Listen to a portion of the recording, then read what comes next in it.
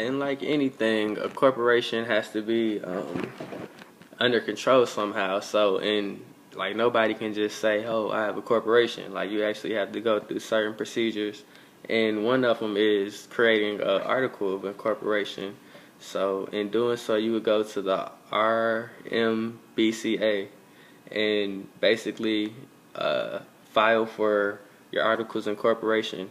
And this will consist of like the name of your corporation, the name of all your shareholders, and the address, of course, of where your corporation is going to be at.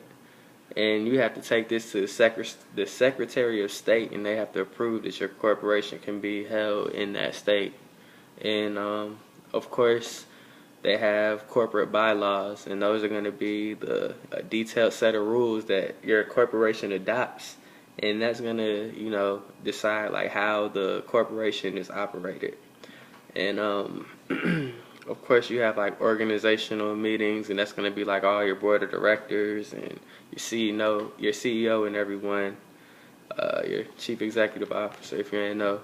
That's when they're going to go and meet up and pretty much talk about the business of the corporation, like where it's going to go next, and things of that nature. And they also have something called an S corporation, and that's a corporation that qualified for and elected to be taxed by the Federal Subcharter Revision Act. And basically, a S corporation is that's like an exclusive club. That's not really like a normal, how all corporations are. Let's see.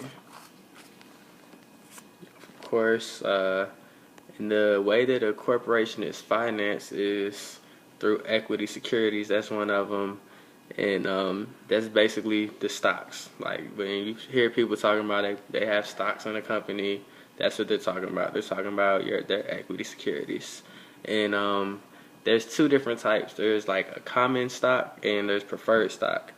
Okay, the common stock, that's basically like a residual value of the corporation, and a common stockholder, that's just a person who holds stock in that corporation. I mean, it's not really anything big. It's not like they have control over what's going to be the next move of the corporation. It's just like they like the company and they want to own a piece of it and get some of that residual money. So you buy common stock. Okay, and preferred stock, that's going to be the stock that the big dogs is going to have. Really, that's like the ones, people that are preferred stockholders.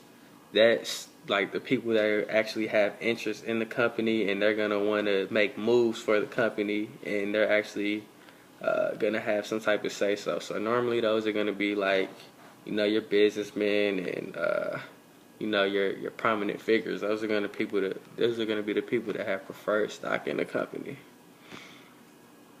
And